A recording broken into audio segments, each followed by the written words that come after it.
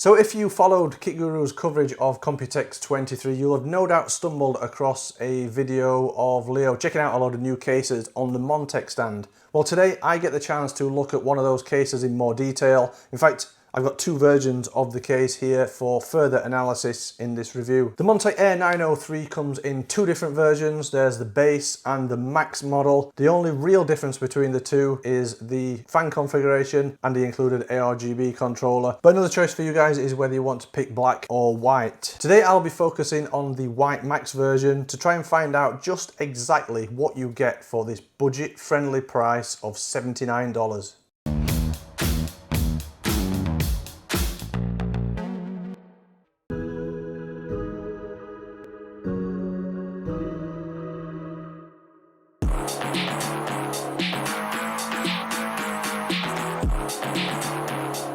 So the Montech Air 903 comes in two different versions. We've got the base version, which is the black one on the end that comes with three regular 140mm fans, and then the max version, which is this white one, and that comes with three 140mm ARGB fans in the front, and then just a regular 140mm fan in the back. The black version is slightly cheaper than the white version in both the base and the max. The base starts at $65 in the black version. The white one is, as I say, slightly more expensive. That'll be $69 in white for the base.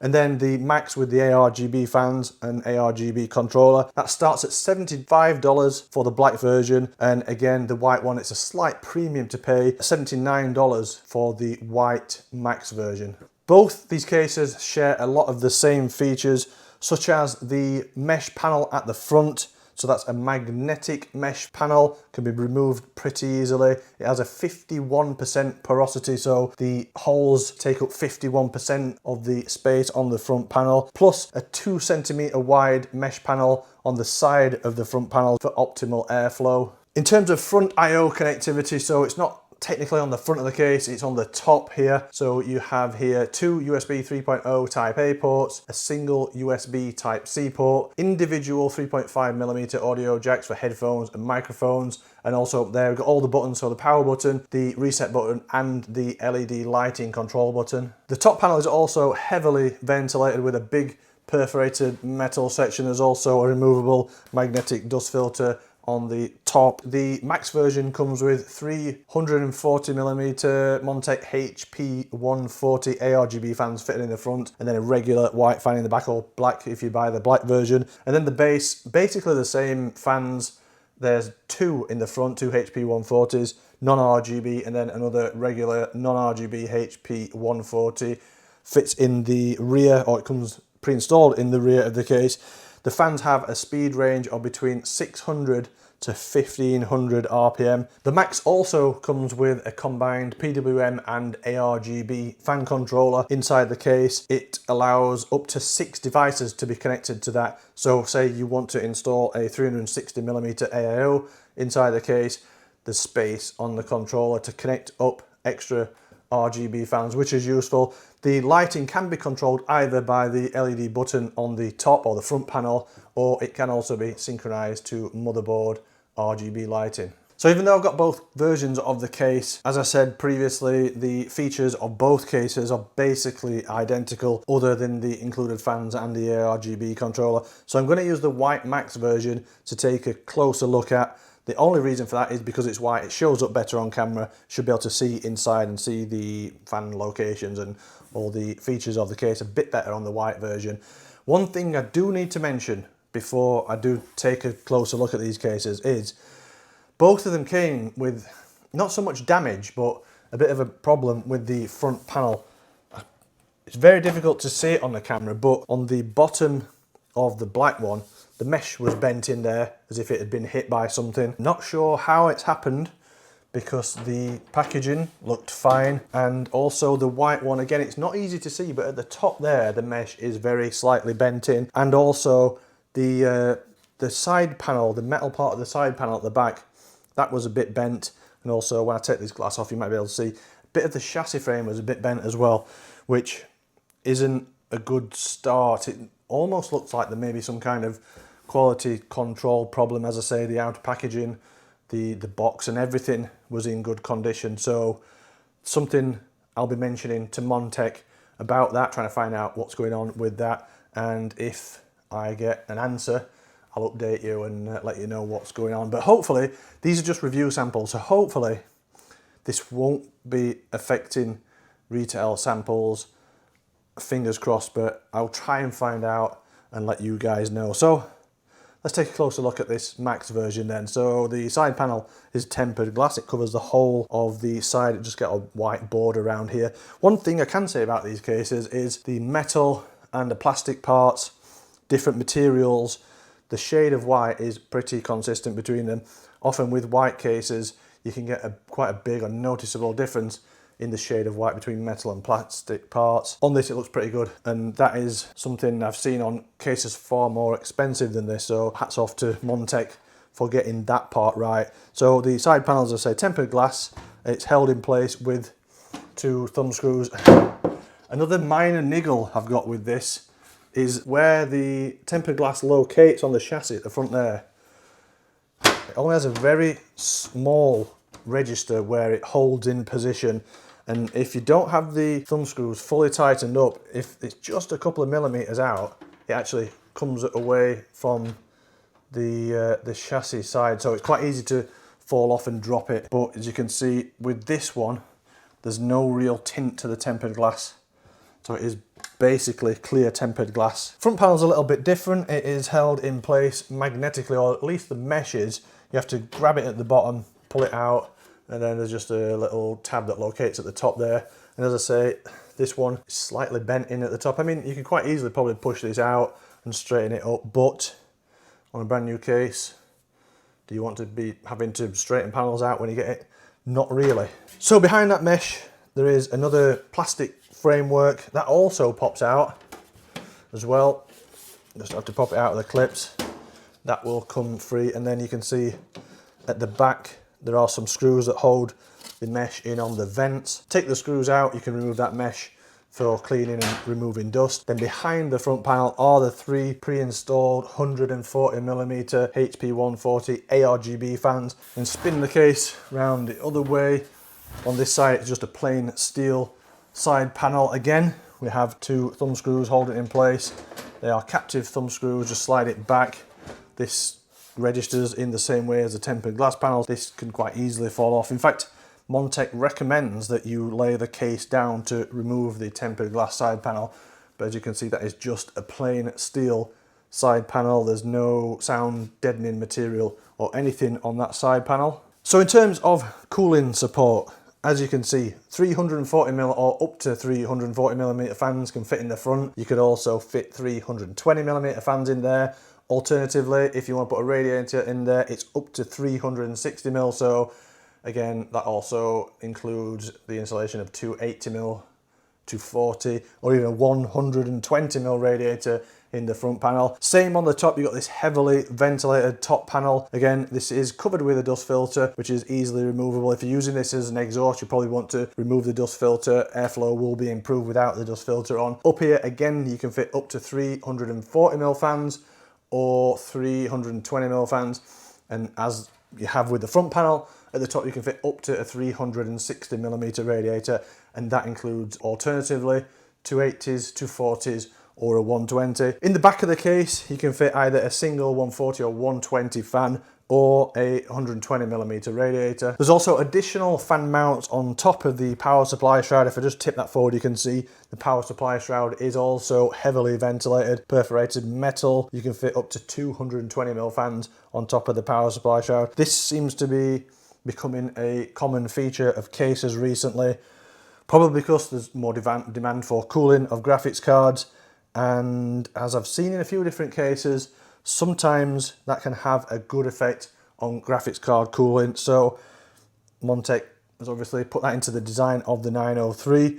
You can fit 220mm fans there. If you're looking to use an air cooler on your CPU, then you can fit up to a 180mm tall air cooler on here. So I can't think of any current air cooler that will be too big to fit inside the case. In terms of motherboard support, it's up to eATX, so that obviously also includes ATX, micro ATX, and mini ITX. Maximum graphics card supported size in the Air 903. So the maximum length is 400 millimeters. Again, I don't think I can easily think of a card that's longer than 400 millimeters. And then the maximum height, so the height this way is 190 millimeters. So that will allow installation of any RTX 4090 or I would think any card that's on the market at the moment. So that's good. Budget case, but you can install high-end graphics cards without the worry of bumping into the side panel with the power cable or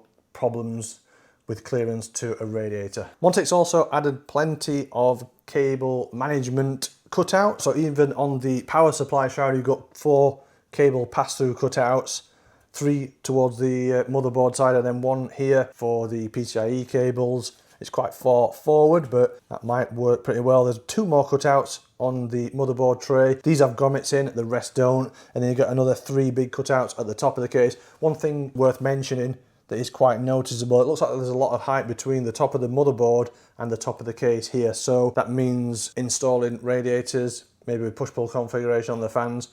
Looks like there's lots of room for that, and these cutouts are nice and big, so maybe if you've got a radiator already installed in there, you might still be able to access cables quite easily. It looks like there's a good amount of space up there. On the back of the case, you have just a single 140mm fan. As I say, this is just a regular fan, not RGB. Not sure why that is, but that's the choice Montech has taken with that. You also have 7 PCIe slot cutouts. There's a vent down here, but there's no vertical mount for graphics cards. Then if I just spin the case around, you can see at the bottom is the cutout for the power supply. You'll notice it's not one of those where you take a little bracket off and install that to your power supply and push it in from the back. Power supply will be installed from this side and then screwed in from the back. And then when we get round to this side of the case, there's not a lot to talk about except for plenty of cutouts for cable management, as we've already seen. A big cutout in the center here for access to the back of the CPU socket, so changing CPU cooler with the motherboard in place should be unrestricted. In terms of storage, so on the back of the motherboard tray, you have 2 SSD mounts here, and then these 2 areas here are for also mounting SSDs. If you need more SSD storage space, there is a hard drive caddy at the bottom. Now on here you can either install 2 3.5-inch drives, so one inside and one on the top, or you could install a 3.5-inch drive inside and then a 2.5-inch drive on top. So in total you could have either 4 2.5-inch SSDs and 2 3.5-inch drives, or you could have 5 2.5-inch SSDs and just a single 3.5-inch drive. Plenty of space down there underneath the power supply shroud. Maximum power supply size is 80x up to 240mm long. This hard drive caddy can be moved position, so it's in its most forward position at the moment. It can be moved back slightly. It also could be removed completely, which gives you much more space and access for cable management. Also around here you'll notice the ARGB controller. So as I said earlier, you can install up to 6 devices to this ARGB controller. At the moment you've got 3 taken up on the ARGB controller with the front ARGB fans, but then that allows you to install 3 additional ARGB devices. So you could connect up some LED strips. You could connect up 3 more fans. Maybe if you install a 360mm AIO, you can connect the fans up to that. But there's only space for 2 more fans. So potentially, if you add 2 fans to the power supply shroud, you can connect those up to this controller as well. On the floor of the case, there's not a lot to talk about. Here at the front, you can see the mounts and the screws holding in that caddy. So there's just 2 thumb screws. These are not captive, obviously, because they need to come out to release the drive. So you can just release it just on some rubberized pegs. You could move it further backwards to allow more space for a radiator installation, or if you want more space for cables, just get rid of that completely. If you know 3.5-inch drives, there's no real need for it to be installed in there. Also on the bottom of the case, there are some feet with what looks like foam pads on there. The feet are probably about 20 to 25mm tall. Gives it a bit of ground clearance, let airflow into the power supply shroud area. And also there's a pretty big ventilated section for the power supply fan, and you notice covering that is a removable nylon dust filter.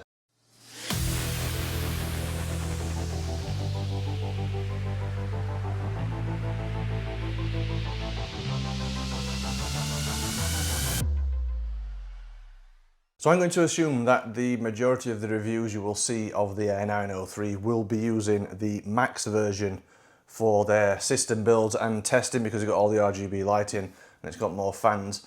But for a bit of variety, and because I've looked at the Max version in detail already, I'm going to use the base for the system build and for the thermal testing. Because of that, it's going to be quite a basic build, but it's also going to be one that will please air cooling enthusiasts, because I'm going to be using air cool. I'm not going to use a AIO, no radiators, and I'm going to use the stock fans, so just the stock fans that come with the case. Obviously the fans on the air cooler and the graphics card will be used.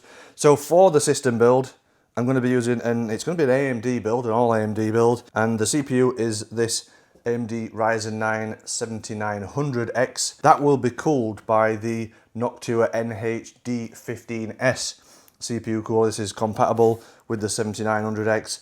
Motherboard is this X670 Aorus Elite AX from Gigabyte. Graphics will also be from Gigabyte, and it's this 7900 XT Gaming OC. Decent sized card. It's not the thickest card in the world, but it is quite long, so it will test out the capabilities of the case.